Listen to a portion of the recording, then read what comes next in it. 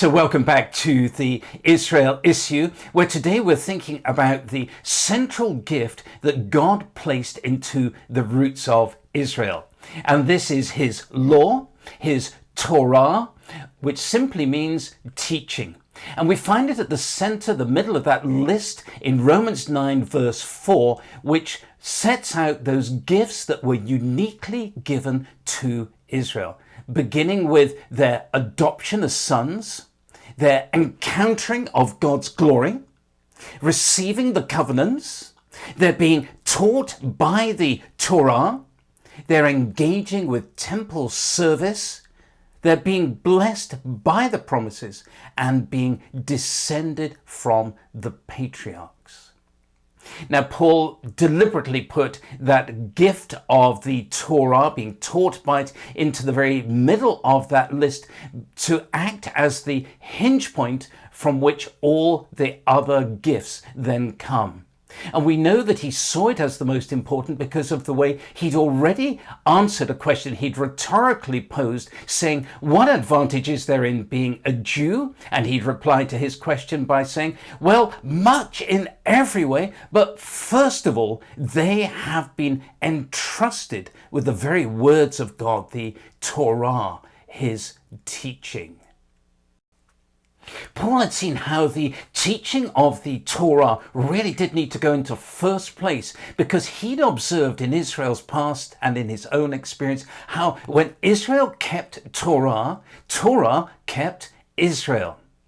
He'd seen how the Torah contained everything Israel needed to know to fulfill their calling as a holy nation and a kingdom of priests.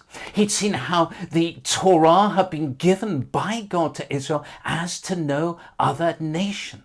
As the psalmist put it, he declares his word to Jacob, his decrees and his rulings to Israel. He has not done so with any other nation. They have not known his judgments. And indeed, this Moses had also recognized, saying, it will be righteousness to us if we take care to do all this commandment before Adonai our God, just as he has commanded us.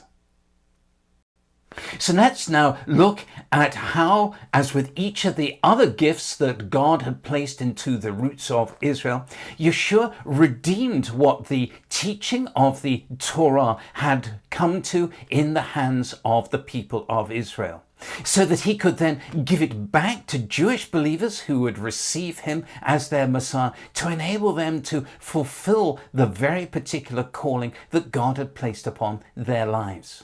And also to give it to we who are grafted into Israel, so that we can now draw from the sap that comes from the roots of Israel to produce the fruitfulness in our lives that would point others to the one true God, the God of Israel.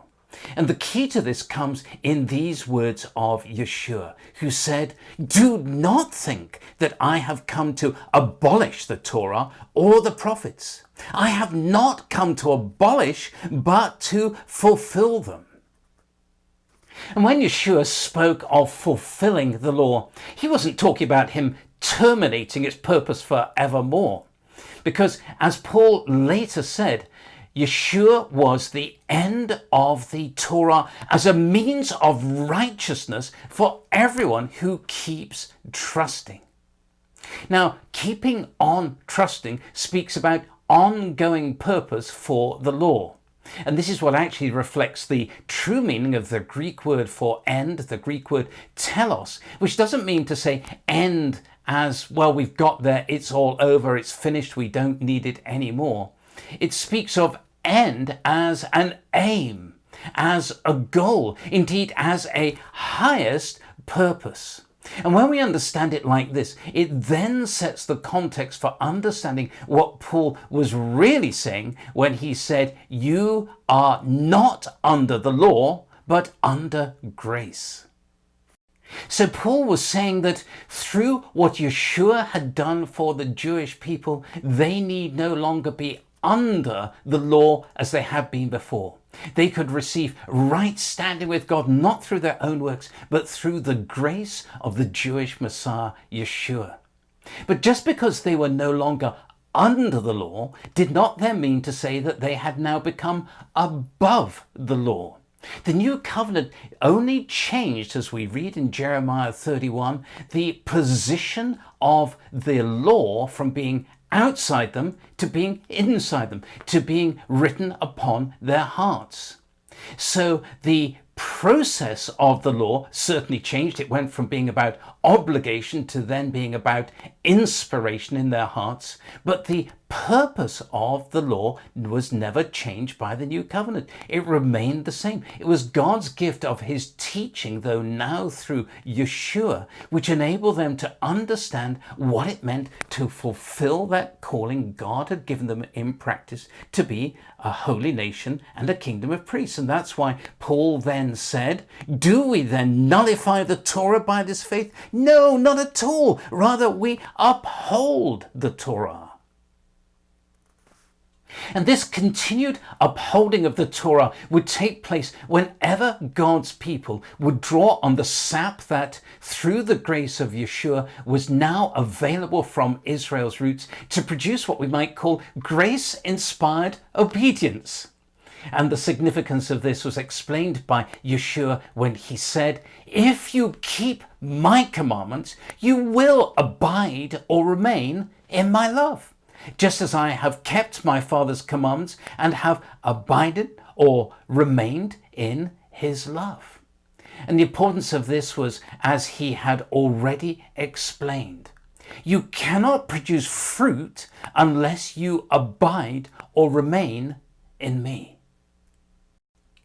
So being under grace doesn't mean to say we've then got a license to do whatever we want with impunity.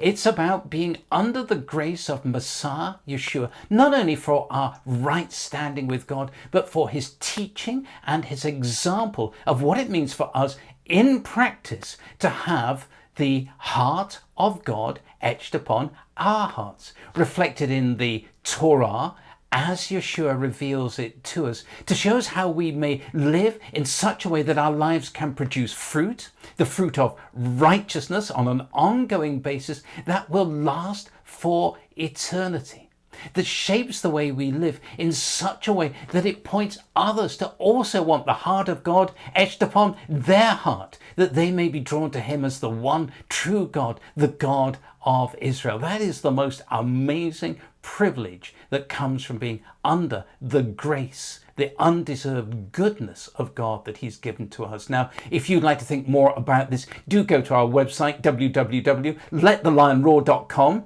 Go to the Israel Issue tab, and there you'll find a study which goes with today's episode. You'll also find previous episodes you might like to refer back to. If you're watching for the first time, do hit that subscribe button so that you'll get it direct in the future, and do tell others all about it. And I look forward to being back with you in the not too distant future with another episode of the Israel Issue.